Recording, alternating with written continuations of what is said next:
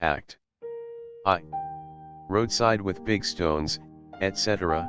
On the right, low loose wall at back with gap near center, at left, ruined doorway of church with bushes beside it. Martin Dul and Mary Dul grope in on left and pass over to stones on right where they sit. Mary Dul. What place are we now, Martin Dul? Martin Dul. Passing the gap. Mary Dul. Raising her head. The length of that? Well, the sun's getting warm this day if it's late autumn itself. Martin Dul. Putting out his hands in sun. What way wouldn't it be warm and it getting high up in the south? You were that length plaiting your yellow hair, you have the morning lost on us, and the people are after passing to the fair of Clash. Mary Dul. It isn't going to the fair, the time they do be driving their cattle and they with a litter of pigs maybe squealing in their carts, they'd give us a thing at all. She sits down. It's well you know that, but you must be talking. Martin Dul. Sitting down beside her and beginning to shred rushes she gives him. If I didn't talk I'd be destroyed in a short while listening to the clack you do be making, for you've a queer cracked voice, the Lord have mercy on you, if it's fine to look on you or itself. Mary Dul. Who wouldn't have a cracked voice sitting out all the year in the rain falling? It's a bad life for the voice, Martin Dul, though I've heard tell there isn't anything like the wet south wind does be blowing upon us for keeping a white beautiful skin the like of my skin on your neck and on your brows, and there isn't anything at all like a fine skin for putting splendor on a woman. Martin Dul. Teasingly, but with good humor.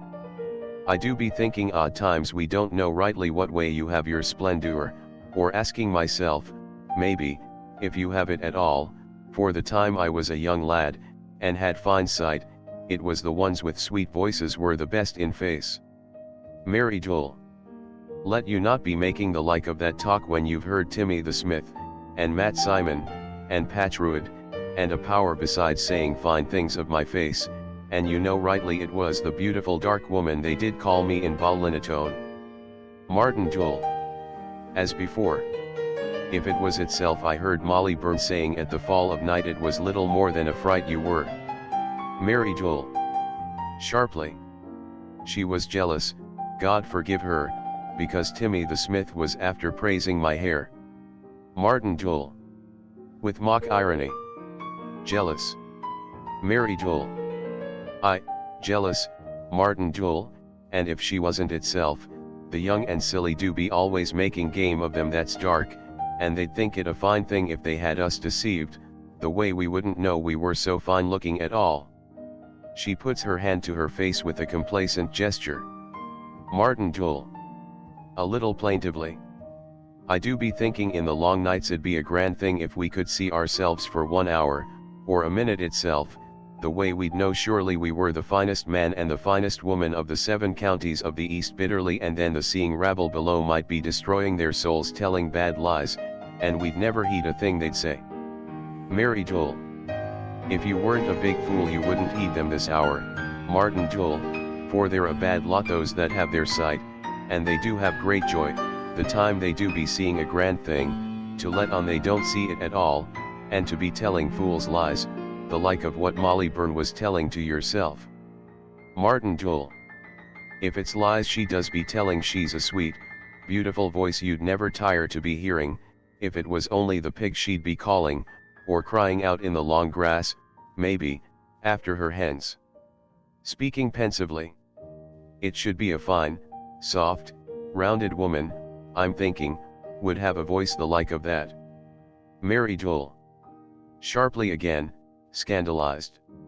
Let you not be minding if it's flat or rounded she is, for she's a flighty, foolish woman, you'll hear when you're off a long way, and she making a great noise and laughing at the well. Martin Dul. Isn't laughing a nice thing the time a woman's young? Mary Dul. Bitterly. A nice thing is it? A nice thing to hear a woman making a loud braying laugh the like of that? Ah, she's a great one for drawing the men, and you'll hear Timmy himself, the time he does be sitting in his forge, getting mighty fussy if she'll come walking from Gryanan, the way you'll hear his breath going, and he wringing his hands. Martin Joel. Slightly piqued. I've heard him say a power of times it's nothing at all she is when you see her at the side of you, and yet I never heard any man's breath getting uneasy the time he'd be looking on yourself. Mary Joel. I'm not the like of the girls do be running round on the roads, swinging their legs, and they with their necks out looking on the men. Ah, there's a power of villainy walking the world, Martin Joel, among them that do be gadding around with their gaping eyes, and their sweet words, and they with no sense in them at all. Martin Joel. Sadly. It's the truth, maybe, and yet I'm told it's a grand thing to see a young girl walking the road. Mary Joel. You'd be as bad as the rest of them if you had your sight, and I did well, surely, not to marry a seeing man. Its scores would have had me, and welcome, for the seeing is a queer lot, and you'd never know the thing they'd do. A moment's pause. Martin Joel. Listening. There's someone coming on the road. Mary Joel. Let you put the pith away out of their sight, or they'll be picking it out with the spying eyes they have, and saying it's rich we are, and not sparing us a thing at all. They bundle away the rushes. Timmy the smith comes in on left. Martin Joel. With a begging voice. Leave a bit of silver for blind Martin, your honor. Leave a bit of silver, or a penny copper itself, and we'll be praying the Lord to bless you and you going the way. Timmy. Stopping before them. And you letting on a while back you knew my step. He sits down. Martin Joel. With his natural voice. I know it when Molly Burns walking in front, or when she's two perches, maybe, lagging behind, but it's few times I've heard you walking up the like of that, as if you'd met a thing wasn't right and you coming on the road. Timmy. Hot and breathless, wiping his face. You've good ears, God bless you, if you're a liar itself, for I'm after walking up in great haste from hearing wonders in the fair. Martin Joel. Rather contemptuously.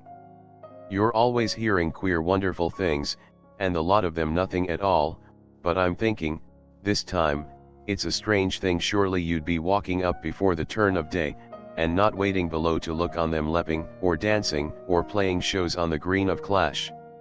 Timmy. Huffed. I was coming to tell you it's in this place there'd be a bigger wonder done in a short while Martin Joel stops working than was ever done on the green of Clash, or the width of Leinster itself, but you're thinking, maybe, you're too cute a little fellow to be minding me at all. Martin Joel. Amused, but incredulous. There'll be wonders in this place, is it? Timmy. Here at the crossing of the roads. Martin Joel. I never heard tell of anything to happen in this place since the night they killed the old fellow going home with his gold, the Lord have mercy on him, and threw down his corpse into the bog. Let them not be doing the like of that this night, for it's ourselves have a right to the crossing roads, and we don't want any of your bad tricks, or your wonders either, for it's wonder enough we are ourselves. Timmy.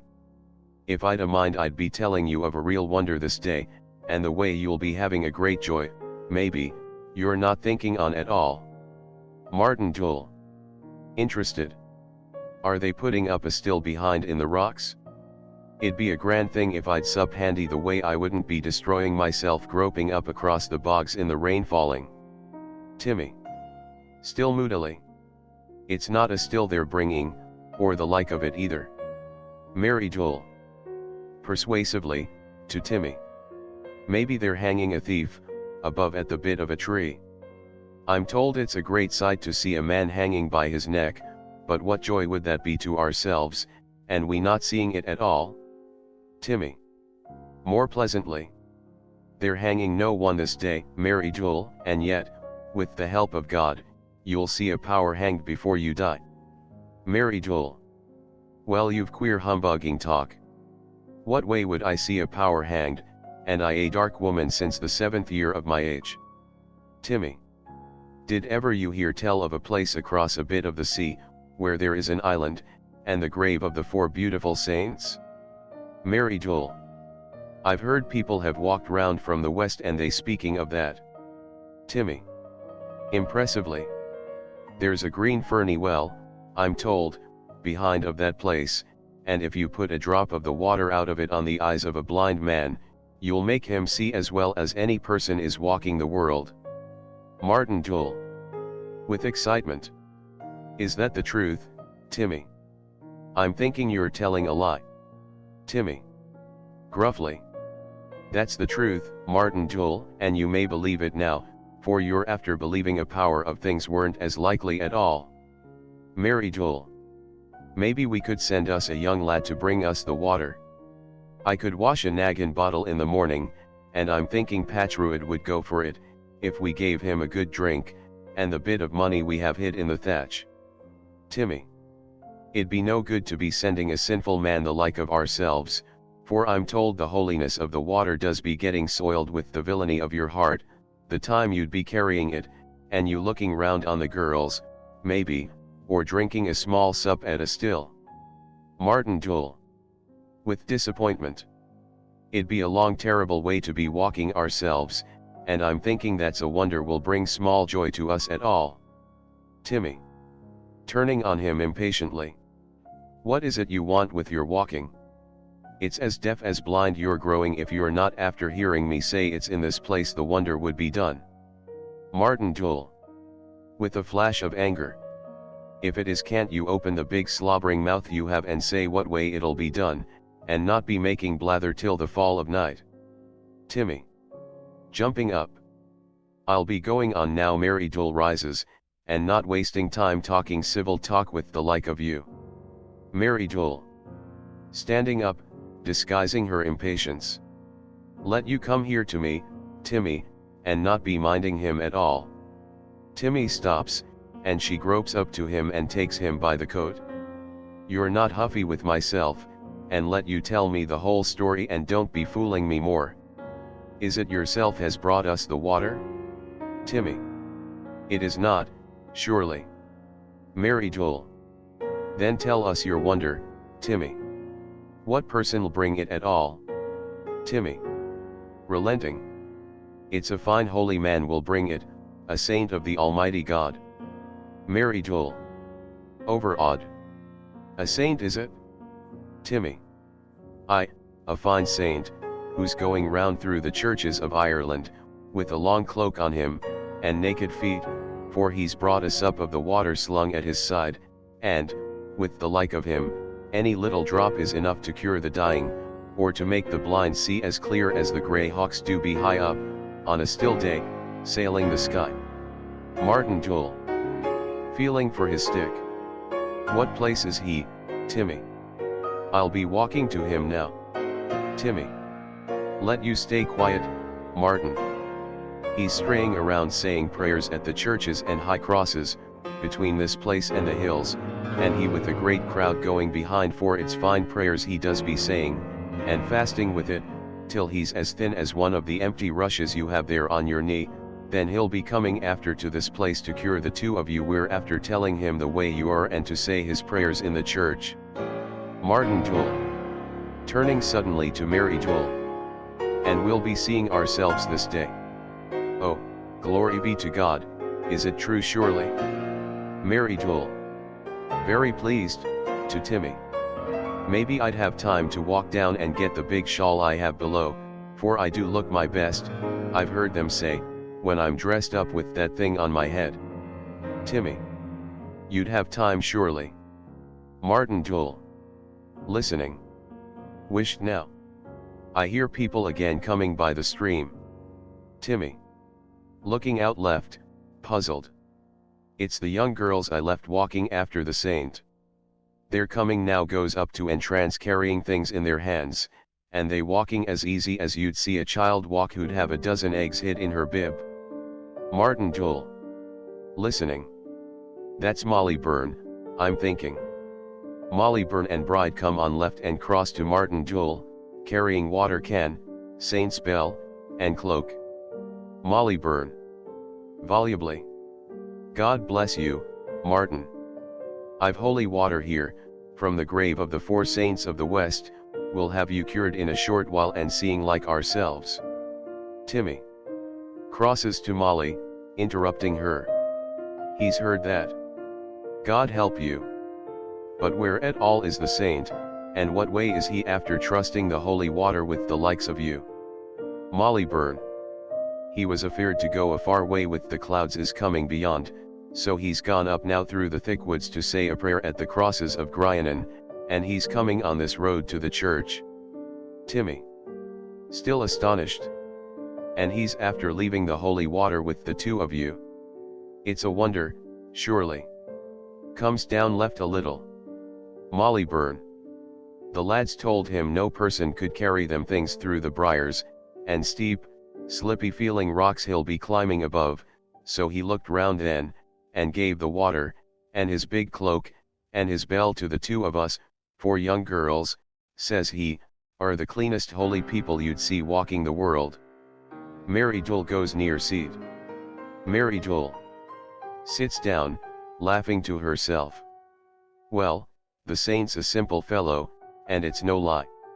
Martin Jewel leaning forward, holding out his hands. Let you give me the water in my hand, Molly Byrne, the way I'll know you have it surely. Molly Byrne giving it to him.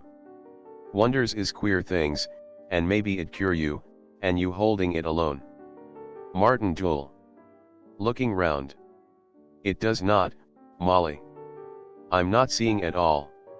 He shakes the can. There's a small sup only. Well, isn't it a great wonder the little trifling thing would bring seeing to the blind, and be showing us the big women and the young girls, and all the fine things is walking the world. He feels for Mary Jewel and gives her the can. Mary Jewel shaking it. Well, glory be to God. Martin Jewel pointing to bride. And what is it herself has, making sounds in her hand? Bride crossing to Martin Jewel. It's the saint's bell, you'll hear him ringing out the time he'll be going up some place, to be saying his prayers. Martin Jewel holds out his hand, she gives it to him. Martin Jewel ringing it. It's a sweet, beautiful sound. Mary Jewel. You'd know, I'm thinking, by the little silvery voice of it, a fasting holy man was after carrying it a great way at his side. Bride crosses a little right behind Martin Jewel. Molly Byrne unfolding saint's cloak. Let you stand up now, Martin Jewel, till I put his big cloak on you. Martin Jewel rises, comes forward, center a little. The way we'd see how you'd look, and you a saint of the Almighty God. Martin Jewel standing up, a little diffidently. I've heard the priests of power of times making great talk and praises of the beauty of the saints. Molly Byrne slips cloak round him. Timmy uneasily. You'd have a right to be leaving him alone, Molly. What would the saint say if he seen you making game with his cloak? Molly Byrne recklessly. How would he see us, and he saying prayers in the wood? She turns Martin Jewel round. Isn't that a fine holy looking saint, Timmy the smith?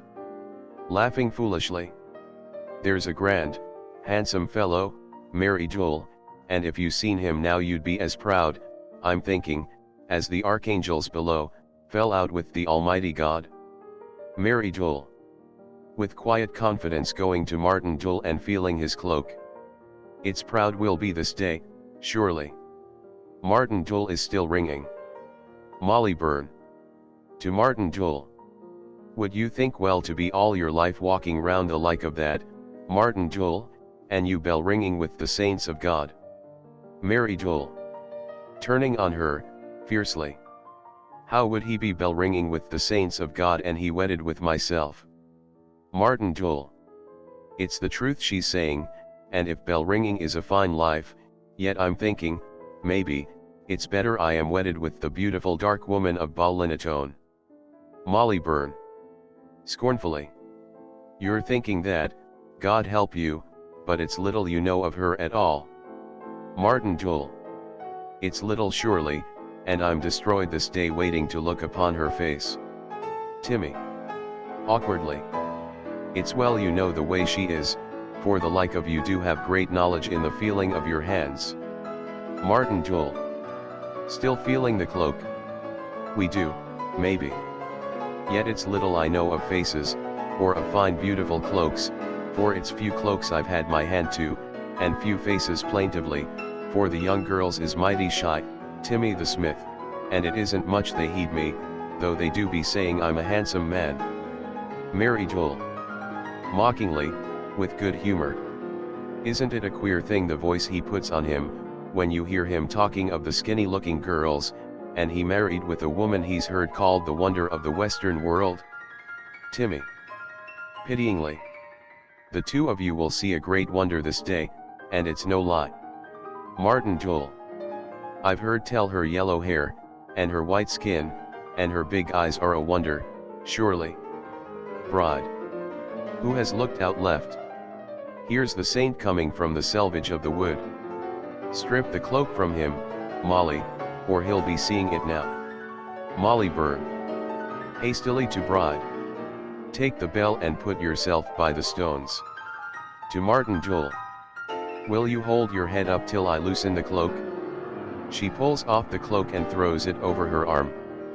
Then she pushes Martin Jewel over and stands him beside Mary Jewel. Stand there now, quiet, and let you not be saying a word.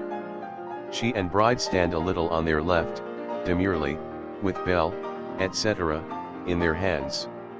Martin Jewel. Nervously arranging his clothes. Will he mind the way we are, and not tidied or washed cleanly at all? Molly Byrne. He'll not see what way you are. He'd walk by the finest woman in Ireland, I'm thinking, and not trouble to raise his two eyes to look upon her face. Wished. The saint comes left, with crowd. Saint. Are these the two poor people? Timmy. Officiously.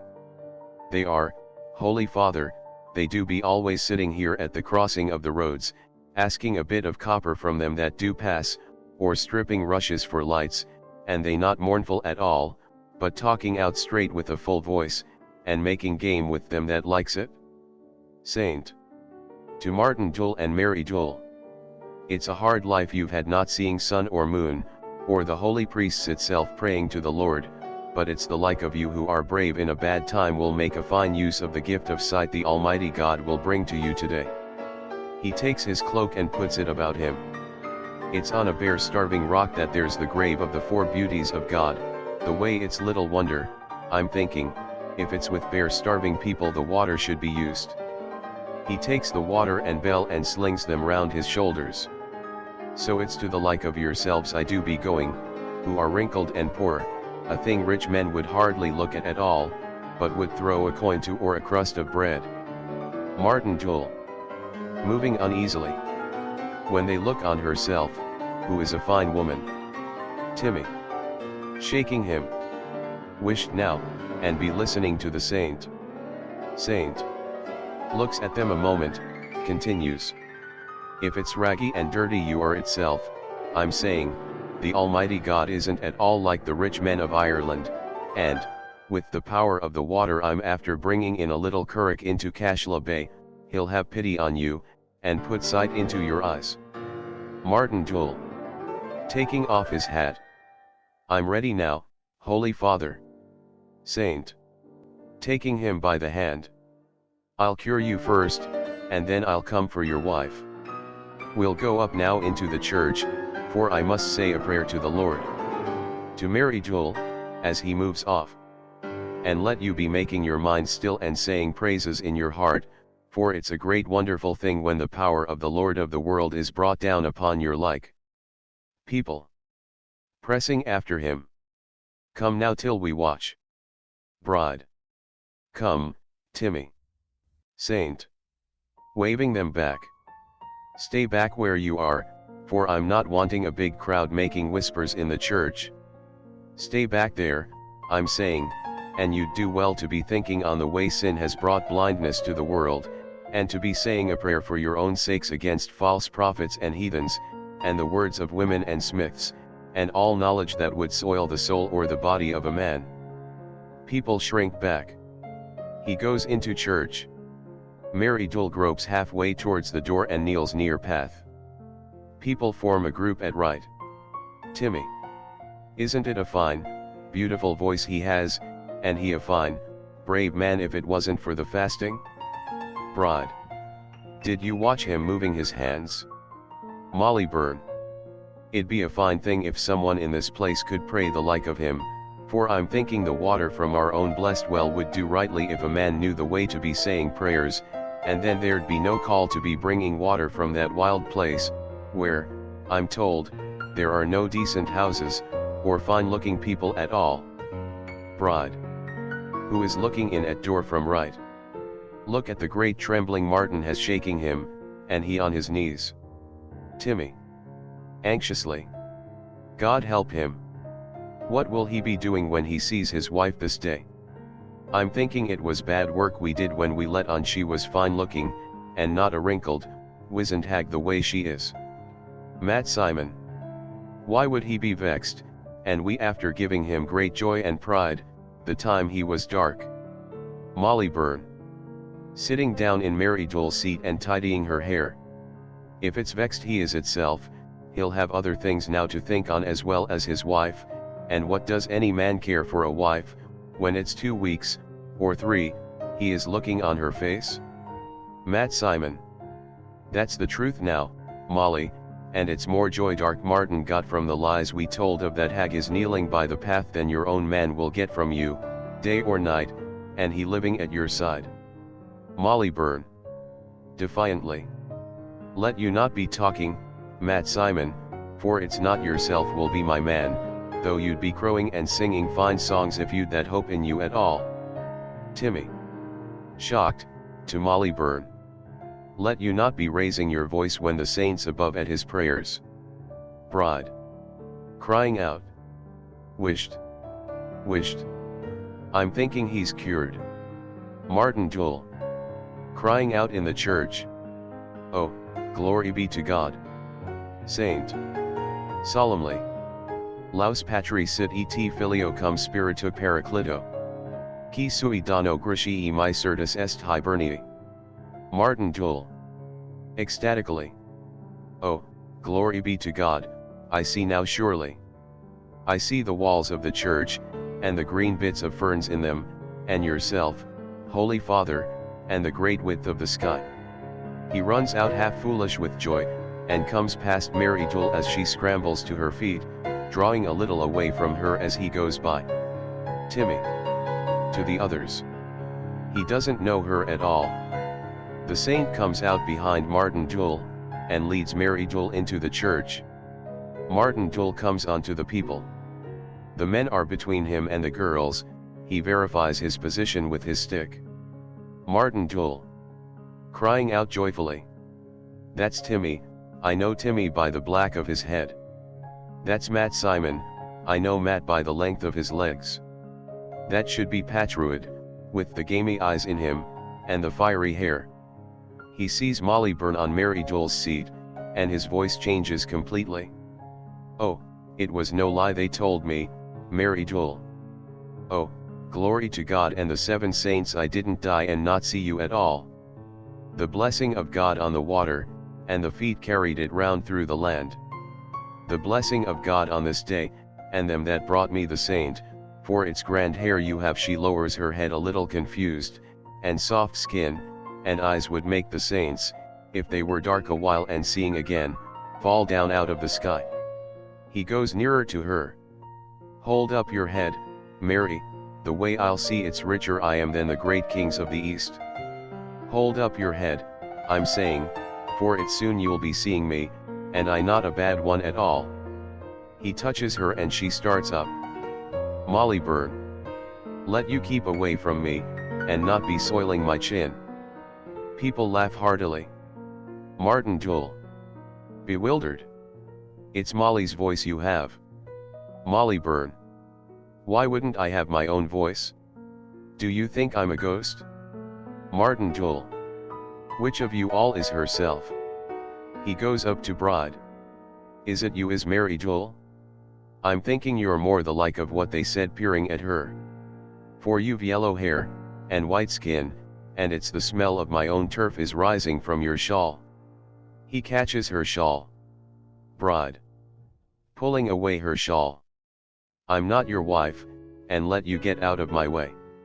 The people laugh again. Martin Jewel. With misgiving, to another girl. Is it yourself it is? You're not so fine looking, but I'm thinking you'd do, with the grand nose you have, and your nice hands and your feet. Girl. Scornfully. I never seen any person that took me for blind, and a seeing woman, I'm thinking, would never wed the like of you. She turns away, and the people laugh once more, drawing back a little and leaving him on their left. People. Jeeringly. Try again, Martin, try again, and you'll be finding her yet. Martin Jewel. Passionately. Where is it you have her hidden away? Isn't it a black shame for a drove of pitiful beasts the like of you to be making game of me, and putting a fool's head on me the grand day of my life? Ah, you're thinking you're a fine lot, with your giggling, weeping eyes, a fine lot to be making game of myself and the woman I've heard called the great wonder of the West. During this speech, which he gives with his back towards the church, Mary Jewel has come out with her sight cured, and come down towards the right with a silly simpering smile, till she is a little behind Martin Jewel. Mary Jewel. When he pauses. Which of you is Martin Jewel? Martin Jewel. Wheeling round. It's her voice surely. They stare at each other blankly. Molly Bird. To Martin Jewel. Go up now and take her under the chin and be speaking the way you spoke to myself. Martin Jewel. In a low voice, with intensity. If I speak now, I'll speak hard to the two of you. Molly Bird. To Mary Jewel. You're not saying a word, Mary. What is it you think of himself, with the fat legs on him, and the little neck like a ram? Mary Jewel. I'm thinking it's a poor thing when the Lord God gives you sight and puts the like of that man in your way. Martin Jewel. It's on your two knees you should be thanking the Lord God you're not looking on yourself, for if it was yourself you seen you'd be running round in a short while like the old screeching madwoman is running round in the glen. Mary Jewel. Beginning to realize herself. If I'm not so fine as some of them said, I have my hair, and big eyes, and my white skin. Martin Jewel. Breaking out into a passionate cry. Your hair, and your big eyes, is it? I'm telling you there isn't a wisp on any grey mare on the ridge of the world isn't finer than the dirty twist on your head. There isn't two eyes in any starving sow isn't finer than the eyes you were calling blue like the sea. Mary Jewel. Interrupting him. It's the devil cured you this day with your talking of sows, it's the devil cured you this day, I'm saying, and drove you crazy with lies. Martin Jewel. Isn't it yourself is after playing lies on me, 10 years, in the day and in the night, but what is that to you now the Lord God has given eyes to me, the way I see you an old wizened hag, was never fit to rear a child to me itself. Mary Jewel. I wouldn't rear a crumpled whelp the like of you.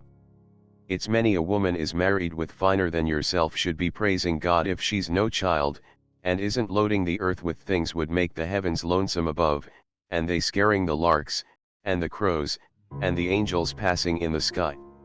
Martin Jewel. Go on now to be seeking a lonesome place where the earth can hide you away, go on now, I'm saying, or you'll be having men and women with their knees bled, and they screaming to God for a holy water would darken their sight, for there's no man but would liefer be blind 100 years, or 1,000 itself, than to be looking on your like. Mary Jewel. Raising her stick. Maybe if I hit you a strong blow you'd be blind again, and having what you want. The saint is seen in the church door with his head bent in prayer. Martin Jewel. Raising his stick and driving Mary Jewel back towards left. Let you keep off from me now if you wouldn't have me strike out the little handful of brains you have about on the road. He is going to strike her, but Timmy catches him by the arm. Timmy. Have you no shame to be making a great row, and the saint above saying his prayers? Martin Jewel. What is it I care for the like of him? Struggling to free himself. Let me hit her one good one, for the love of the Almighty God, and I'll be quiet after till I die. Timmy. Shaking him. Will you wished, I'm saying. Saint. Coming forward, center. Are their minds troubled with joy, or is their sight uncertain, the way it does often be the day a person is restored? Timmy. It's too certain their sight is, Holy Father, and they're after making a great fight, because they're a pair of pitiful shows. Saint. Coming between them. May the Lord who has given you sight send a little sense into your heads, the way it won't be on your two selves you'll be looking on two pitiful sinners of the earth but on the splendor of the Spirit of God, you'll see an odd time shining out through the big hills, and steep streams falling to the sea. For if it's on the like of that you do be thinking, you'll not be minding the faces of men, but you'll be saying prayers and great praises, till you'll be living the way the great saints do be living, with little but old sacks, and skin covering their bones. To Timmy. Leave him go now, you're seeing he's quiet again. He frees Martin Jewel. And let you he turns to Mary Jewel not be raising your voice, a bad thing in a woman, but let the lot of you, who have seen the power of the Lord, be thinking on it in the dark night, and be saying to yourselves it's great pity and love he has for the poor, starving people of Ireland. He gathers his cloak about him. And now the Lord send blessing to you all, for I am going on to Anagolan, where there is a deaf woman, and to Larak, where there are two men without sense, and to Glenasil, where there are children blind from their birth, and then I'm going to sleep this night in the bed of the holy Kevin, and to be praising God, and asking great blessing on you all. He bends his head. Curtain. Act 2. Village roadside, on left the door of a forge, with broken wheels, etc., lying about. A well near center, with board above it, and room to pass behind it. Martin Jewel is sitting near forge, cutting sticks. Timmy. Heard hammering inside forge, then calls. Let you make haste out there. I'll be putting up new fires at the turn of day, and you haven't the half of them cut yet. Martin Jewel. Gloomily. It's destroyed, I'll be whacking your old thorns till the turn of day, and I with no food in my stomach would keep the life in a pig. He turns towards the door. Let you come out here and cut them yourself if you want them cut, for there's an hour every day when a man has a right to his rest. Timmy. Coming out, with a hammer, impatiently. Do you want me to be driving you off again to be walking the roads? There you are now, and I giving you your food, and a corner to sleep, and money with it, and, to hear the talk of you, you'd think I was after beating you, or stealing your gold. Martin Jewel. You'd do it handy, maybe, if I'd gold to steal. Timmy. Throws down hammer, picks up some of the sticks already cut, and throws them into door. There's no fear of your having gold, a lazy, basking fool the like of you. Martin Jewel.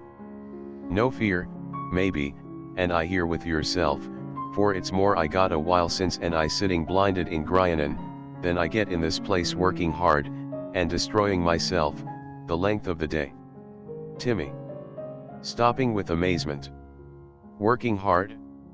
He goes over to him. I'll teach you to work hard, Martin Jewel. Strip off your coat now, and put a tuck in your sleeves, and cut the lot of them, while I'd rake the ashes from the forge, or I'll not put up with you another hour itself. Martin Jewel. Horrified. Would you have me getting my death sitting out in the black wintry air with no coat on me at all? Timmy. With authority. Strip it off now, or walk down upon the road. Martin Jewel. Bitterly. Oh, God help me. He begins taking off his coat. I've heard tell you stripped the sheet from your wife and you putting her down into the grave, and that there isn't the like of you for plucking your living ducks, the short days, and leaving them running round in their skins, in the great rains and the cold. He tucks up his sleeves. Ah, I've heard a power of queer things of yourself, and there isn't one of them I'll not believe from this day, and be telling to the boys. Timmy. Pulling over a big stick. Let you cut that now, and give me rest from your talk, for I'm not heeding you at all. Martin Jewel. Taking stick. That's a hard, terrible stick, Timmy, and isn't it a poor thing to be cutting strong timber the like of that, when it's cold the bark is, and slippy with the frost of the air? Timmy. Gathering up another armful of sticks. What way wouldn't it be cold, and it freezing since the moon was changed? He goes into forge. Martin Joel. Querulously, as he cuts slowly. What way, indeed, Timmy? For it's a raw, beastly day we do have each day, till I do be thinking it's well for the blind don't be seeing them grey clouds driving on the hill, and don't be looking on people with their noses red, the like of your nose, and their eyes weeping and watering, the like of your eyes, God help you, Timmy the smith. Timmy. Seen blinking in doorway. Is it turning now you are against your sight? Martin Joel. Very miserably. It's a hard thing for a man to have his sight, and he living near to the like of you he cuts a stick and throws it away, or wed with a wife cuts a stick, and I do be thinking it should be a hard thing for the Almighty God to be looking on the world, bad days, and on men the like of yourself walking around on it, and they slipping each way in the muck. Timmy. With potho case which he taps on anvil. You'd have a right to be minding, Martin Joel, for it's a power the saint cured lose their sight after a while. Mary Joel's dimming again, I've heard them say, and I'm thinking the Lord, if he hears you making that talk, will have little pity left for you at all. Martin Joel. There's not a bit of fear of me losing my sight, and if it's a dark day itself it's too well I see every wicked wrinkle you have round by your eye. Timmy. Looking at him sharply. The day's not dark since the clouds broke in the east. Martin Joel. Let you not be tormenting yourself trying to make me afeard. You told me a power of bad lies the time I was blind, and it's right now for you to stop, and be taking your rest. Mary Joel comes in unnoticed on right with a sack filled with green stuff on her arm, for it's little ease or quiet any person would get if the big fools of Ireland weren't weary at times. He looks up and sees Mary Joel. Oh, glory be to God, she's coming again. He begins to work busily with his back to her. Timmy. Amused, to Mary Joel, as she is going by without looking at them. Look on him now, Mary Joel. You'd be a great one for keeping him steady at his work, for he's after idling and blathering to this hour from the dawn of day. Mary Joel. Stiffly. Of what is it you're speaking, Timmy the smith? Timmy. Laughing. Of himself, surely. Look on him there, and he with the shirt on him ripping from his back. You'd have a right to come round this night, I'm thinking, and put a stitch into his clothes, for it's long enough you are not speaking one to the other. Mary Joel. Let the two of you not torment me at all. She goes out left, with her head in the air. Martin Joel. Stops work and looks after her. Well, isn't it a queer thing she can't keep herself 2 days without looking on my face? Timmy. Jeeringly. Looking on your face is it? And she after going by with her head turned the way you'd see a priest going where there'd be a drunken man in the side ditch talking with a girl. Martin Joel gets up and goes to corner of forge, and looks out left.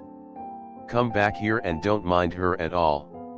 Come back here, I'm saying, you've no call to be spying behind her since she went off, and left you, in place of breaking her heart, trying to keep you in the decency of clothes and food. Martin Joel. Crying out indignantly. You know rightly, Timmy, it was myself drove her away. Timmy. That's a lie you're telling, yet it's little I care which one of you was driving the other, and let you walk back here, I'm saying, to your work. Martin Joel. Turning round. I'm coming, surely. He stops and looks out right, going a step or two towards center. Timmy. On what is it you're gaping, Martin Joel? Martin Joel. There's a person walking above. It's Molly Byrne, I'm thinking, coming down with her can. Timmy. If she is itself let you not be idling this day, or minding her at all, and let you hurry with them sticks, for I'll want you in a short while to be blowing in the forge. He throws down potho case. Martin Jewel, crying out, is it roasting me now you'd be? Turns back and sees potho case, he takes them up.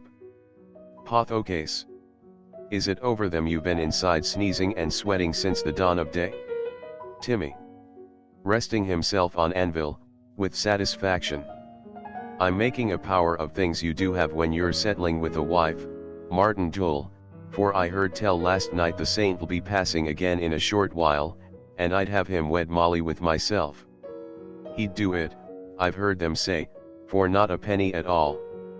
Martin Jewel lays down hooks and looks at him steadily. Molly'll be saying great praises now to the Almighty God and he giving her a fine, stout, hardy man the like of you. Timmy, uneasily. And why wouldn't she, if she's a fine woman itself? Martin Jewel, looking upright. Why wouldn't she, indeed, Timmy? The Almighty God's made a fine match in the two of you, for if you went marrying a woman was the like of yourself you'd be having the fearfulest little children, I'm thinking, was ever seen in the world. Timmy, seriously offended. God forgive you. If you're an ugly man to be looking at, I'm thinking your tongue's worse than your view. Martin Jewel, hurt also.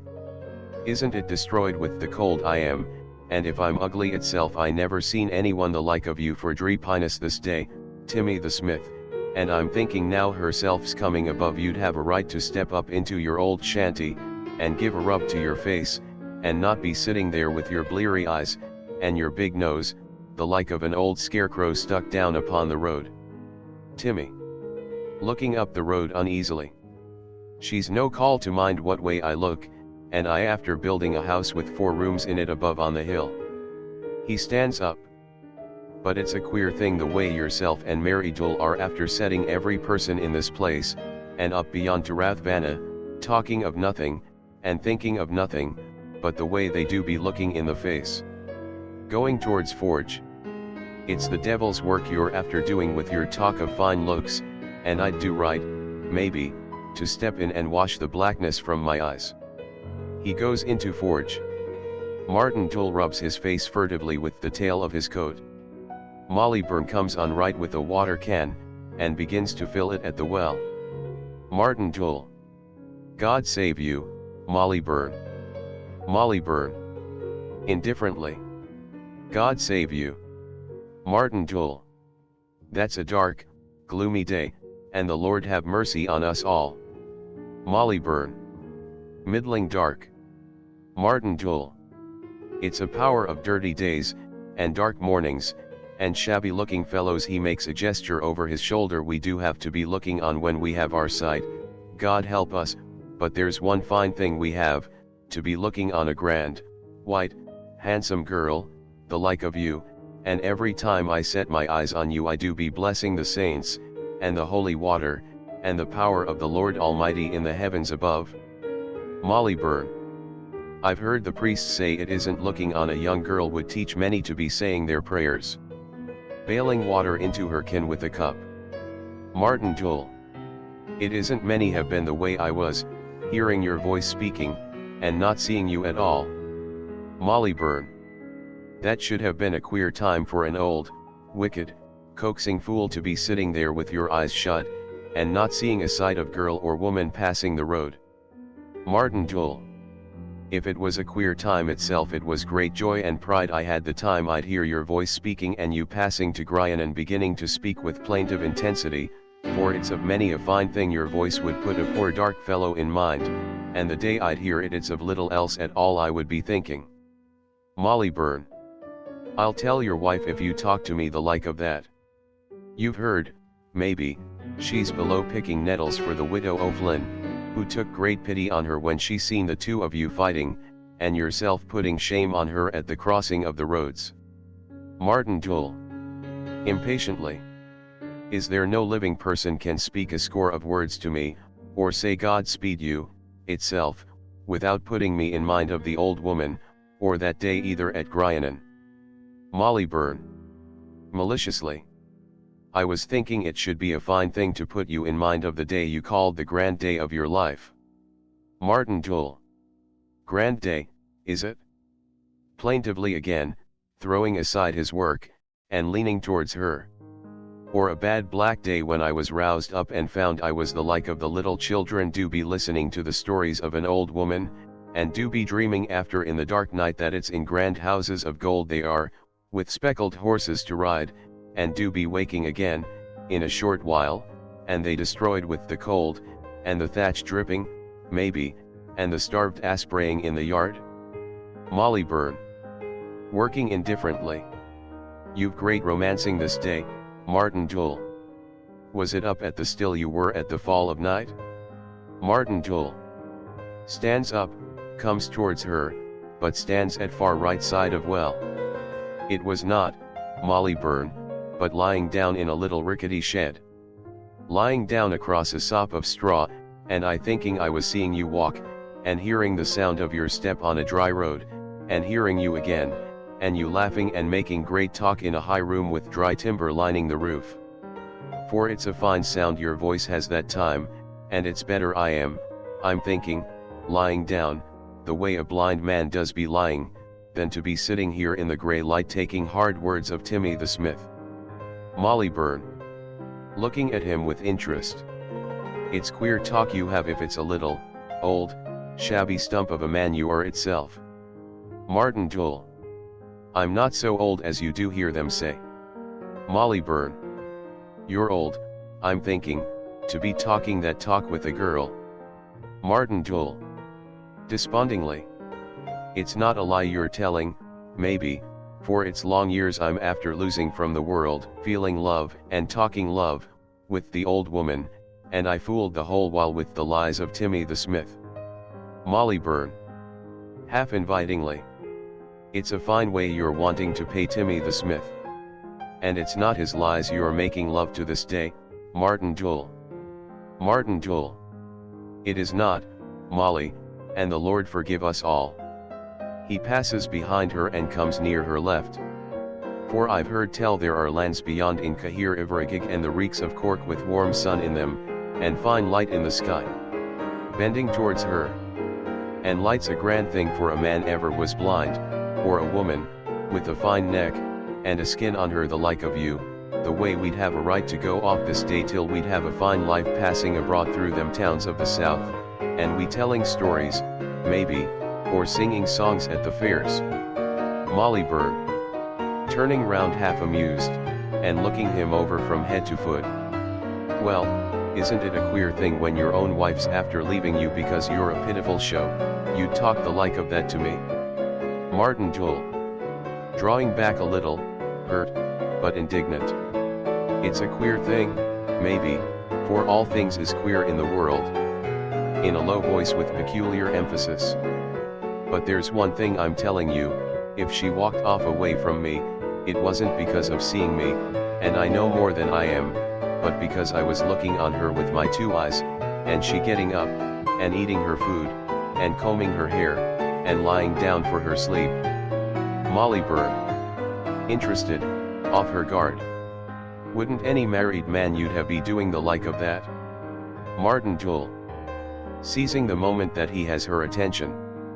I'm thinking by the mercy of God it's few sees anything but them is blind for a space. With excitement. It's a few sees the old woman rotting for the grave, and it's few sees the like of yourself. He bends over her. Though it's shining you are, like a high lamp would drag in the ships out of the sea. Molly Byrne. Shrinking away from him. Keep off from me, Martin Joel. Martin Joel. Quickly, with low, furious intensity. It's the truth I'm telling you. He puts his hand on her shoulder and shakes her.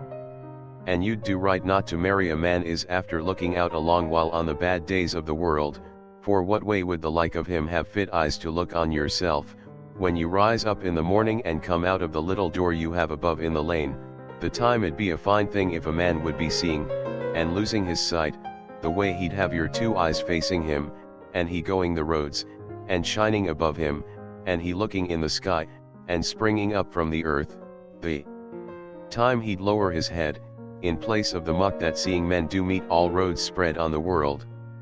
Molly Byrne, who has listened half mesmerized, starting away. It's the like of that talk you'd hear from a man would be losing his mind. Martin Jewell, going after her, passing to her right.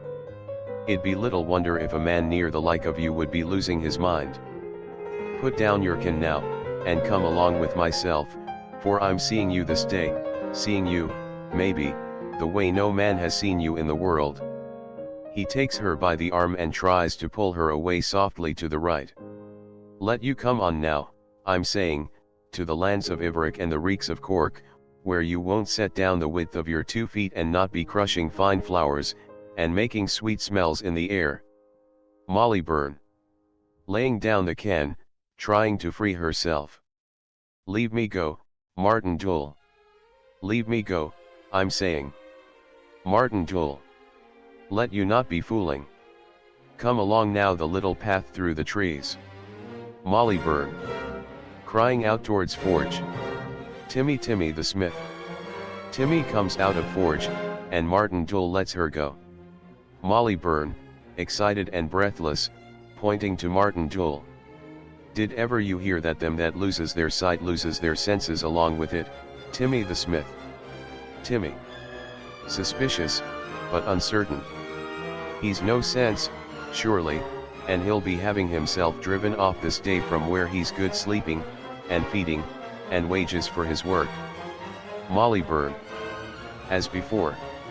He's a bigger fool than that, Timmy. Look on him now, and tell me if that isn't a grand fellow to think he's only to open his mouth to have a fine woman, the like of me, running along by his heels. Martin Jewell recoils towards center, with his hand to his eyes. Mary Jewell is seen on left coming forward softly. Timmy. With blank amazement. Oh, the blind is wicked people, and it's no lie. But he'll walk off this day and not be troubling us more. Turns back left and picks up Martin Jewell's coat and stick. Some things fall out of coat pocket, which he gathers up again. Martin Jewell turns around, sees Mary Jewell, whispers to Molly Byrne with imploring agony. Let you not put shame on me, Molly, before herself and the smith. Let you not put shame on me and I after saying fine words to you, and dreaming, dreams, in the night. He hesitates, and looks round the sky. Is it a storm of thunder is coming, or the last end of the world? He staggers towards Mary Jewell, tripping slightly over tin can. The heavens is closing, I'm thinking, with darkness and great trouble passing in the sky. He reaches Mary Jewell, and seizes her left arm with both his hands with a frantic cry. Is it darkness of thunder is coming, Mary Jewell? Do you see me clearly with your eyes? Mary Jewell snatches her arm away, and hits him with empty sack across the face. I see you a sight too clearly, and let you keep off from me now. Molly Byrne, clapping her hands. That's right, Mary. That's the way to treat the like of him is after standing there at my feet and asking me to go off with him, till I'd grow an old wretched road woman the like of yourself. Mary Jewell, defiantly. When the skin shrinks on your chin, Molly Byrne, there won't be the like of you for a shrunk hag in the 4 quarters of Ireland. It's a fine pair you'd be, surely. Martin Jewell is standing at back right center, with his back to the audience. Timmy, coming over to Mary Jewell. Is it no shame you have to let on she'd ever be the like of you? Mary Jewell, it's them that's fat and flabby do be wrinkled young, and that whitish yellowy hair she has does be soon turning the like of a handful of thin grass you'd see rotting, where the wet lies, at the north of a sty. Turning to go out on right. Ah, it's a better thing to have a simple, seemly face, the like of my face, for 20 years, or 50 itself, than to be setting fools mad a short while, and then to be turning a thing would drive off the little children from your feet. She goes out. Martin Jewell has come forward again, mastering himself, but uncertain. Timmy. Oh, God protect us, Molly, from the words of the blind. He throws down Martin Joel's coat and stick. There's your old rubbish now, Martin Joel, and let you take it up, for it's all you have, and walk off through the world, for if ever I meet you coming again, if it's seeing or blind you or itself, I'll bring out the big hammer and hit you a welt with it, will leave you easy till the judgment day. Martin Joel, rousing himself with an effort. What call have you to talk the like of that with myself? Timmy, pointing to Molly Byrne. It's well you know what call I have. It's well you know a decent girl, I'm thinking to wed, has no right to have her heart scalded with hearing talk and queer, bad talk, I'm thinking from a raggy looking fool the like of you. Martin Joel, raising his voice. It's making game of you she is, for what seeing girl would marry with yourself? Look on him, Molly, look on him, I'm saying, for I'm seeing him still, and let you raise your voice, for the time is come, and bid him go up into his forge, and be sitting there by himself, sneezing and sweating, and he beating Pothocase till the judgment day. He seizes her arm again. Molly Byrne, keep him off from me, Timmy. Timmy, pushing Martin Joel aside. Would you have me strike you, Martin Joel? Go along now after your wife, who's a fit match for you, and leave Molly with myself. Martin Joel, despairingly. Won't you raise your voice, Molly, and lay hell's long curse on his tongue? Molly Byrne, on Timmy's left. I'll be telling him it's destroyed I am with the sight of you and the sound of your voice. Go off now after your wife, and if she beats you again, let you go after the tinker girls is above running the hills, or down among the sluts of the town, and you'll learn one day, maybe, the way a man should speak with a well-reared, civil girl the like of me. She takes Timmy by the arm. Come up now into the forge till he'll be gone down a bit on the road, for it's near afeard I am of the wild look he has come in his eyes. She goes into the forge. Timmy stops in the doorway. Timmy, let me not find you out here again, Martin Joel. He bares his arm. It's well you know Timmy the smith has great strength in his arm, and it's a power of things it has broken aside harder than the old bone of your skull. He goes into the forge and pulls the door after him. Martin Joel stands a moment with his hand to his eyes. And that's the last thing I'm to set my sight on in the life of the world, the villainy of a woman and the bloody strength of a man. Oh, God, pity a poor, blind fellow, the way I am this day with no strength in me to do hurt to them at all. He begins groping about for a moment, then stops.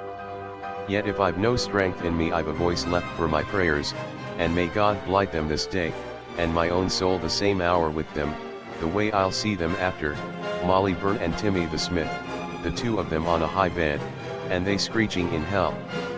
It'll be a grand thing that time to look on the two of them, and they twisting and roaring out, and twisting and roaring again, one day and the next day, and each day always and ever. It's not blind I'll be that time, and it won't be hell to me, I'm thinking, but the like of heaven itself, and its fine care I'll be taking the Lord Almighty doesn't know. He turns to grope out. Curtain. Act 3. The same scene as in first act, but gap in center has been filled with briars, or branches of some sort. Mary Joel, blind again, gropes her way in on left, and sits as before. She has a few rushes with her. It is an early spring day. Mary Joel, mournfully. Ah, God help me. God help me, the blackness wasn't so black at all the other time as it is this time, and it's destroyed I'll be now, and hard set to get my living working alone, when its few are passing and the winds are cold. She begins shredding rushes. I'm thinking short days will be long days to me from this time, and I sitting here, not seeing a blink, or hearing a word, and no thought in my mind but long prayers that Martin Joel'll get his reward in a short while for the villainy of his heart. It's great jokes the people'll be making now, I'm thinking, and they pass me by, pointing their fingers maybe, and asking what place is himself, the way it's no quiet or decency I'll have from this day till I'm an old woman with long white hair and it twisting from my brow. She fumbles with her hair, and then seems to hear something. Listens for a moment. There's a queer, slouching step coming on the road. God help me, he's coming surely. She stays perfectly quiet. Martin Jewel gropes in on right, blind also. Martin Jewel. Gloomily the devil mend Mary Jewel for putting lies on me, and letting on she was grand. The devil mend the old saint for letting me see it was lies. He sits down near her. The devil mend Timmy the smith for killing me with hard work, and keeping me with an empty, windy stomach in me, in the day and in the night. 10,000 devils mend the soul of Molly Byrne. Mary Jewel nods her head with approval, and the bad, wicked souls is hidden in all the women of the world. He rocks himself, with his hand over his face. It's lonesome I'll be from this day, and if living people is a bad lot, yet Mary Jewel, herself, and she a dirty, wrinkled-looking hag, was better maybe to be sitting along with than no one at all. I'll be getting my death now, I'm thinking, sitting alone in the cold air, hearing the night coming, and the blackbirds flying round in the briars crying to themselves, the time you'll hear one cart getting off a long way in the east, and another cart getting off a long way in the west, and a dog barking maybe, and a little wind turning the sticks. He listens and sighs heavily. I'll be destroyed sitting alone and losing my senses this time the way I'm after losing my sight, for it make any person afeard to be sitting up hearing the sound of his breath. He moves his feet on the stones and the noise of his feet, when it's a power of queer things do be stirring, little sticks breaking, and the grass moving. Mary Jewel half sighs, and he turns on her in horror. Till you'd take your dying oath on sun and moon a thing was breathing on the stones. He listens towards her for a moment, then starts up nervously, and gropes about for his stick. I'll be going now, I'm thinking, but I'm not sure what place my stick's in, and I'm destroyed with terror and dread. He touches her face as he is groping about and cries out. There's a thing with a cold, living face on it sitting up at my side. He turns to run away, but misses his path and stumbles in against the wall. My road is lost on me now. Oh, merciful God, set my foot on the path this day, and I'll be saying prayers morning and night, and not straining my ear after young girls, or doing any bad thing till I die. Mary Jewel. Indignantly. Let you not be telling lies to the Almighty God. Martin Jewel. Mary Jewel, is it? Recovering himself with immense relief. Is it Mary Jewel, I'm saying? Mary Jewel. There's a sweet tone in your voice I've not heard for a space. You're taking me for Molly Byrne, I'm thinking. Martin Jewel. Coming towards her, wiping sweat from his face. Well, sight's a queer thing for upsetting a man. It's a queer thing to think I'd live to this day to be fearing the like of you, but if it's shaken I am for a short while, I'll soon be coming to myself. Mary Jewel. You'll be grand then, and it's no lie. Martin Jewel. Sitting down shyly, some way off. You've no call to be talking, for I've heard tell you're as blind as myself. Mary Jewel. If I am, I'm bearing in mind I'm married to a little dark stump of a fellow looks the fool of the world, and I'll be bearing in mind from this day the great hullabaloo he's after making from hearing a poor woman breathing quiet in her place. Martin Jewel. And you'll be bearing in mind, I'm thinking, what you seen a while back when you looked down into a well, or a clear pool, maybe, when there was no wind stirring and a good light in the sky.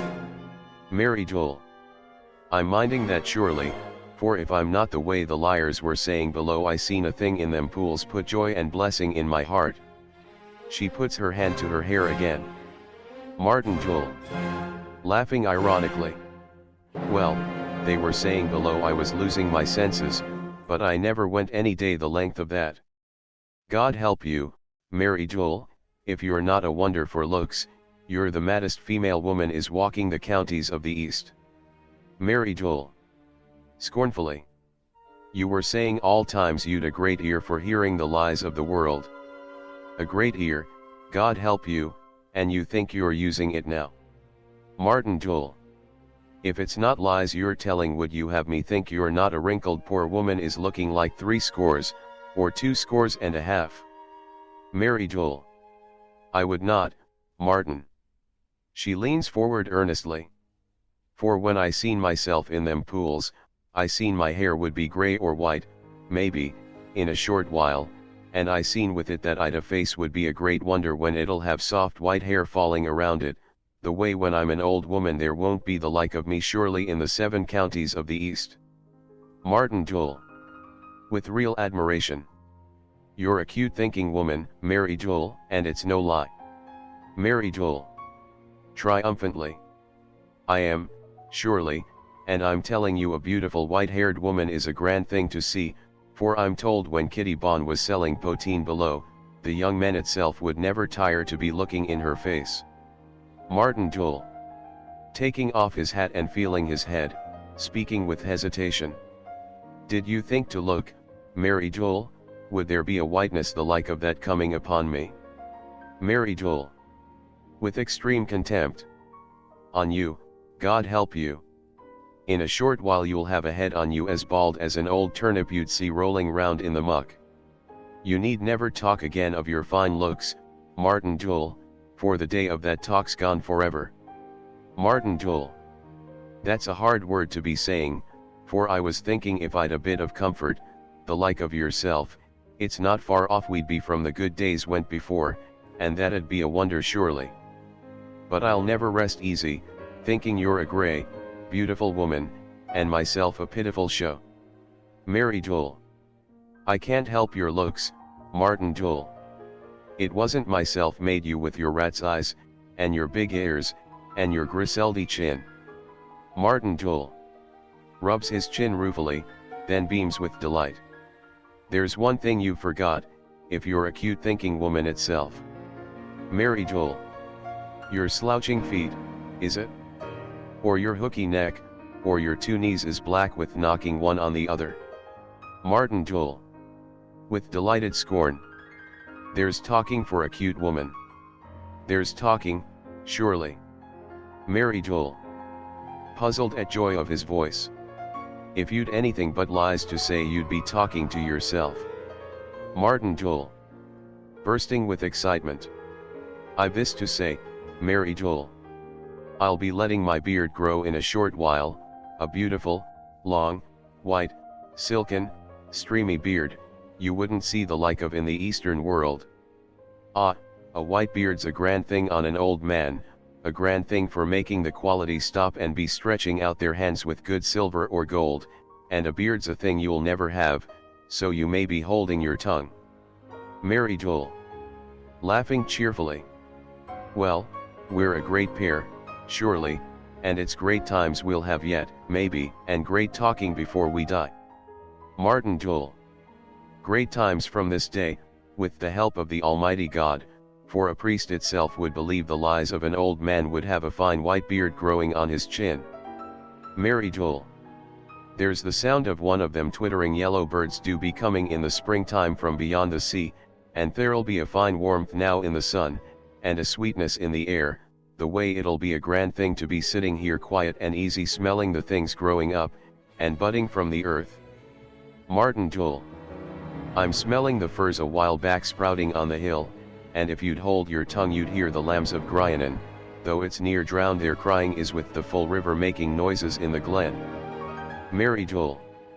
Listens. The lambs is bleating, surely, and there's cocks and laying hens making a fine stir a mile off on the face of the hill. She starts. Martin Joel. What's that is sounding in the west? A faint sound of a bell is heard. Mary Joel. It's not the churches, for the wind's blowing from the sea. Martin Joel. With dismay. It's the old saint, I'm thinking, ringing his bell. Mary Joel. The Lord protect us from the saints of God. They listen. He's coming this road, surely. Martin Joel. Tentatively. Will we be running off, Mary Joel? Mary Joel. What place would we run? Martin Joel. There's the little path going up through the sloughs. If we reached the bank above, where the elders do be growing, no person would see a sight of us, if it was 100 yeomen were passing itself, but I'm afeard after the time we were with our sight we'll not find our way to it at all. Mary Jewel. Standing up. You'd find the way, surely. You're a grand man, the world knows at finding your way winter or summer, if there was deep snow in it itself, or thick grass and leaves, maybe, growing from the earth. Martin Jewel. Taking her hand. Come a bit this way, it's here it begins. They grope about gap. There's a tree pulled into the gap, or a strange thing happened, since I was passing it before. Mary Jewel. Would we have a right to be crawling in below under the sticks? Martin Jewel. It's hard set I am to know what would be right. And isn't it a poor thing to be blind when you can't run off itself, and you fearing to see? Mary Jewel. Nearly in tears.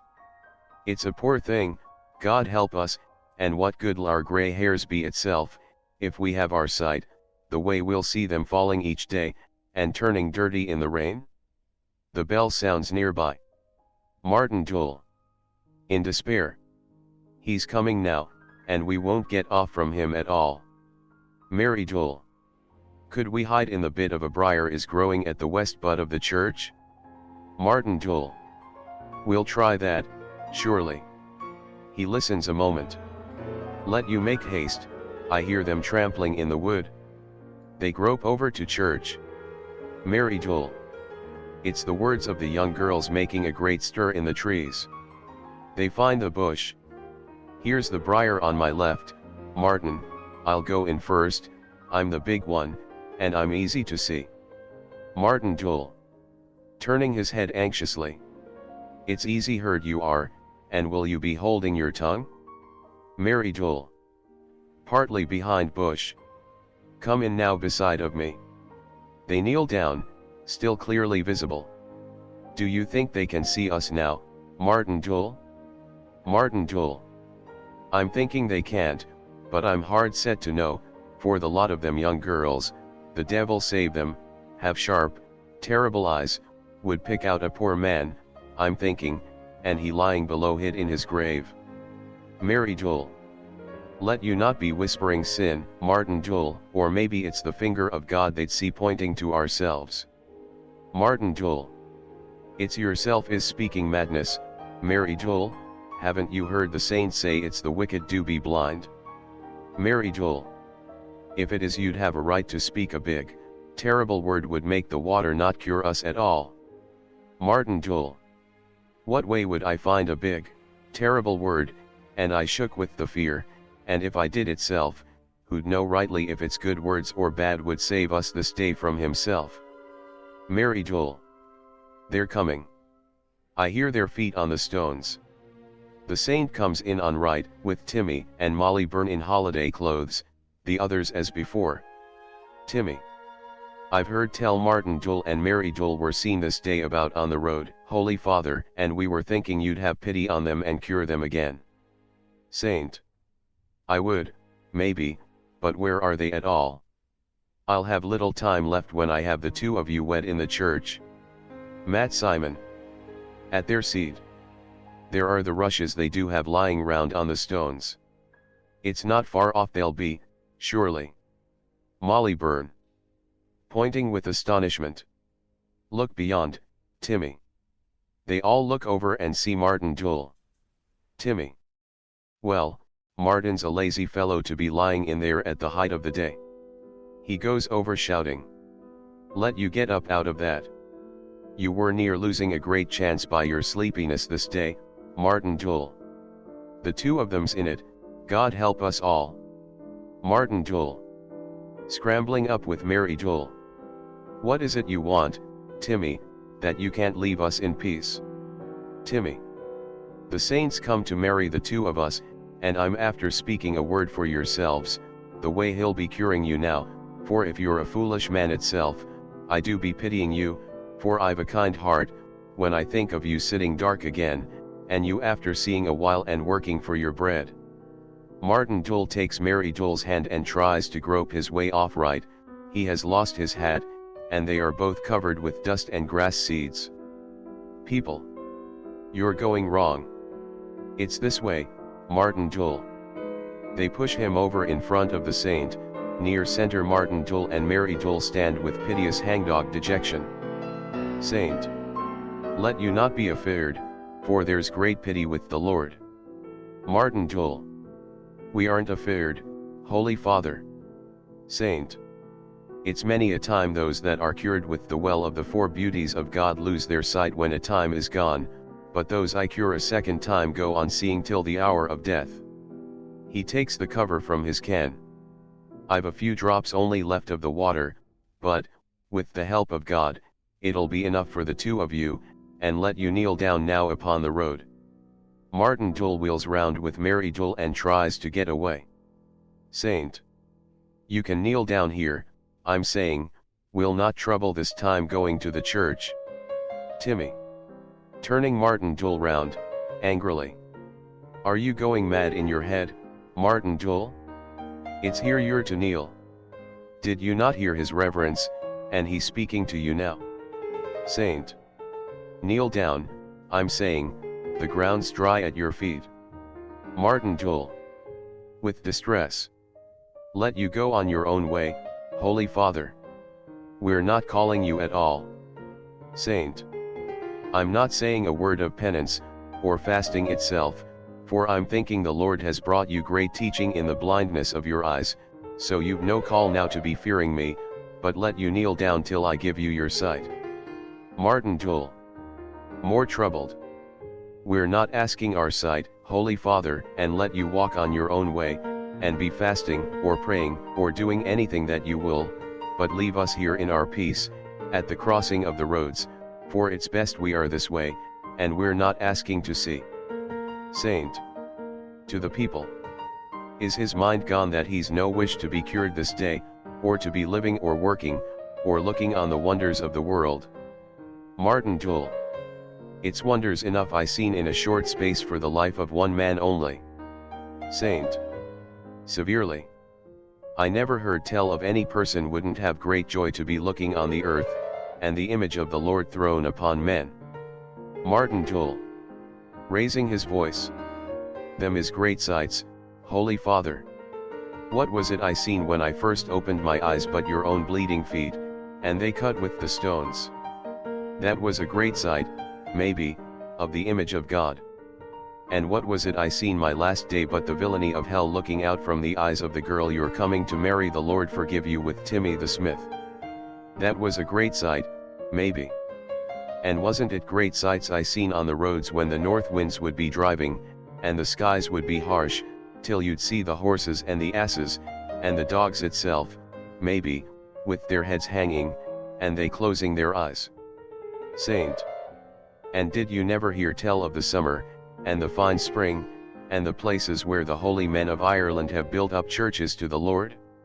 No man isn't a madman, I'm thinking, would be talking the like of that, and wishing to be closed up and seeing no sight of the grand glittering seas, and the firs that is opening above, and will soon have the hills shining as if it was fine creels of gold they were, rising to the sky. Martin Jewel, is it talking now you are of Knock and Ballivor? Ah, it's ourselves had finer sights than the like of them, I'm telling you, when we were sitting a while back hearing the birds and bees humming in every weed of the ditch, or when we'd be smelling the sweet, beautiful smell does be rising in the warm nights, when you do hear the swift flying things racing in the air, till we'd be looking up in our own minds into a grand sky, and seeing lakes, and big rivers, and fine hills for taking the plow. Saint, to people, there's little use talking with the like of him. Molly Bird, it's lazy he is, Holy Father, and not wanting to work.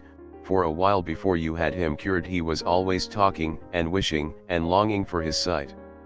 Martin Jewel, turning on her, I was longing, surely, for sight, but I seen my fill in a short while with the look of my wife, and the look of yourself, Molly Byrne, when you'd the queer wicked grin in your eyes you do have the time you're making game with a man.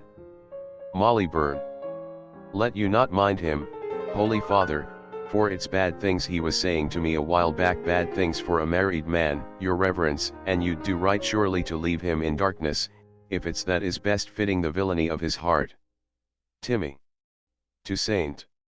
Would you cure Mary Jewel, your reverence, who is a quiet poor woman, never did hurt to any, or said a hard word, saving only when she'd be vexed with himself, or with young girls would be making game of her below.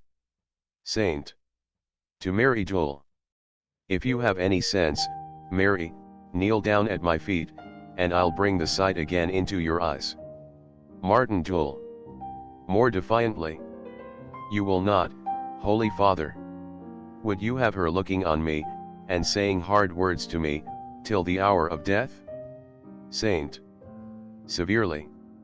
If she's wanting her sight, I wouldn't have the like of you stop her at all. To Mary Jewel. Kneel down, I'm saying. Mary Jewel. Doubtfully. Let us be as we are, Holy Father, and then we'll be known again in a short while as the people is happy and blind, and be having an easy time, with no trouble to live, and we getting halfpence on the road. Molly Byrne. Let you not be a raving fool, Mary Jewel. Kneel down now, and let him give you your sight, and himself can be sitting here if he likes it best, and taking halfpence on the road. Timmy. That's the truth, Mary, and if it's choosing a willful blindness you are, I'm thinking there isn't anyone in this place will ever be giving you a hand's turn or a ha'porth of meal, or be doing the little things you need to keep you at all living in the world. Matt Simon. If you had your sight, Mary, you could be walking up for him and down with him, and be stitching his clothes, and keeping a watch on him day and night the way no other woman would come near him at all. Mary Jewel. Half persuaded. That's the truth, maybe. Saint. Kneel down now, I'm saying, for it's in haste I am to be going on with the marriage and be walking my own way before the fall of night. The people. Kneel down, Mary. Kneel down when you're bid by the saint. Mary Jewel. Looking uneasily towards Martin Jewel. Maybe it's right they are, and I will if you wish it, Holy Father. She kneels down. The saint takes off his hat and gives it to someone near him. All the men take off their hats. He goes forward a step to take Martin Jewel's hand away from Mary Jewel. Saint. To Martin Jewel. Go aside now, we're not wanting you here. Martin Jewel. Pushes him away roughly, and stands with his left hand on Mary Jewel's shoulder. Keep off yourself, Holy Father, and let you not be taking my rest from me in the darkness of my wife. What call has the like of you to be coming between married people that you're not understanding at all and be making a great mess with the holy water you have, and the length of your prayers? Go on now, I'm saying, and leave us here on the road. Saint. If it was a seeing man I heard talking to me the like of that, I'd put a black curse on him, would weigh down his soul till it be falling to hell, but you're a poor blind sinner, God forgive you, and I don't mind you at all. He raises his can. Go aside now till I give the blessing to your wife, and if you won't go with your own will, there are those standing by will make you, surely. Martin Jewel. Pulling Mary Jewel. Come along now, and don't mind him at all. Saint. Imperiously, to the people. Let you take that man and drive him down upon the road. Some men seize Martin Jewel. Martin Jewel. Struggling and shouting. Make them leave me go, Holy Father. Make them leave me go, I'm saying, and you may cure her this day, or do anything that you will. Saint. To people. Let him be. Let him be if his senses come to him at all. Martin Jewel. Shakes himself loose, feels for Mary Jewel, sinking his voice to a plausible whine. You may cure herself, surely, Holy Father, I wouldn't stop you at all, and it's great joy she'll have looking on your face, but let you cure myself along with her, the way I'll see when it's lies she's telling, and be looking out day and night upon the holy men of God. He kneels down a little before Mary Jewel. Saint. Speaking half to the people. Men who are dark a long while and thinking over queer thoughts in their heads, aren't the like of simple men, who do be working every day, and praying, and living like ourselves, so if he has found a right mind at the last minute itself, I'll cure him, if the Lord will, and not be thinking of the hard, foolish words he's after saying this day to us all. Martin Joel. Listening eagerly. I'm waiting now, Holy Father. Saint. With kin in his hand, close to Martin Joel. With the power of the water from the grave of the four beauties of God, with the power of this water, I'm saying, that I put upon your eyes. He raises can. Martin Joel. With a sudden movement strikes the kin from the saint's hand and sends it rocketing across stage. He stands up, people murmur loudly. If I'm a poor dark sinner I've sharp ears, God help me, and it's well I heard the little splash of the water you had there in the can. Go on now, Holy Father, for if you're a fine saint itself, it's more sense is in a blind man, and more power maybe than you're thinking at all. Let you walk on now with your worn feet, and your welted knees, and your fasting, holy ways have left you with a big head on you and a thin pitiful arm. The saint looks at him for a moment severely, then turns away and picks up his can. He pulls Mary Joel up. For if it's a right some of you have to be working and sweating the like of Timmy the smith, and a right some of you have to be fasting and praying and talking holy talk the like of yourself, I'm thinking it's a good right ourselves have to be sitting blind, hearing a soft wind turning round the little leaves of the spring and feeling the sun, and we not tormenting our souls with the sight of the grey days, and the holy men, and the dirty feet is trampling the world. He gropes towards his stone with Mary Joel. Matt Simon. It'd be an unlucky fearful thing, I'm thinking, to have the like of that man living near us at all in the townland of Gryanan. Wouldn't he bring down a curse upon us, Holy Father, from the heavens of God? Saint. Tying his girdle. God has great mercy, but great wrath for them that sin. The people. Go on now, Martin Joel. Go on from this place. Let you not be bringing great storms or droughts on us maybe from the power of the Lord. Some of them throw things at him. Martin Joel. Turning round defiantly and picking up a stone. Keep off now, the yelping lot of you, or it's more than one maybe will get a bloody head on him with the pitch of my stone. Keep off now, and let you not be afeard, for we're going on the two of us to the towns of the south, where the people will have kind voices maybe, and we won't know their bad looks or their villainy at all. He takes Mary Joel's hand again. Come along now and we'll be walking to the south, for we've seen too much of everyone in this place, and it's small joy we'd have living near them, or hearing the lies they do be telling from the grey of dawn till the night. Mary Joel. Despondingly. That's the truth, surely, and we'd have a right to be gone, if it's a long way itself, as I've heard them say, where you do have to be walking with a slough of wet on the one side and a slough of wet on the other, and you going a stony path with a north wind blowing behind. They go out. Timmy. There's a power of deep rivers with floods in them where you do have to be leaping the stones and you going to the south, so I'm thinking the two of them will be drowned together in a short while, surely. Saint. They have chosen their lot, and the Lord have mercy on their souls. He rings his bell. And let the two of you come up now into the church, Molly Byrne and Timmy the smith, till I make your marriage and put my blessing on you all. He turns to the church, procession forms, and the curtain comes down, as they go slowly into the church. Colophon. The Well of the Saints. Was published in 1905 by J. M. Synge. This ebook was produced for Standard eBooks by Christopher Hapcott, and is based on a transcription produced in 1998 by Judith Boss and David Widger. 4. Project Gutenberg, and on digital scans from the Hathitrust Digital Library. The cover page is adapted from Man Holding a Staff, a painting completed circa 1800 by Thomas Barker. The cover and title pages feature the League Spartan and Swords Mill Gaudi typefaces created in 2014 and 2009 by the League of Movable Type. This edition was released on March 15, 2024, 4:04 p.m. and is based on Revision Deb 05 DC. The first edition of this ebook was released on March 15, 2024, 4:04 p.m.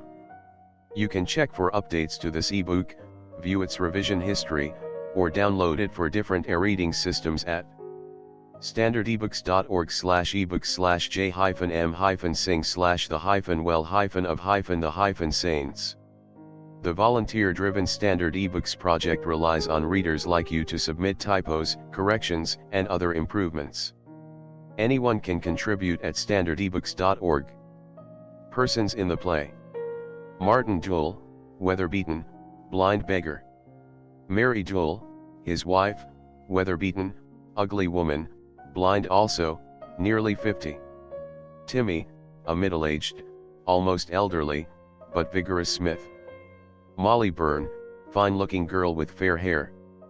Bride, another handsome girl. Matt Simon, the saint, a wandering friar. Other girls and men. Scene: some lonely mountainous district in the east of Ireland 1 or more centuries ago. The Well of the Saints. Imprint. This ebook is the product of many hours of hard work by volunteers for Standard eBooks, and builds on the hard work of other literature lovers made possible by the public domain. This particular ebook is based on a transcription from Project Gutenberg and on digital scans from the HathiTrust Digital Library. The source text and artwork in this ebook are believed to be in the United States public domain, that is, they are believed to be free of copyright restrictions in the United States.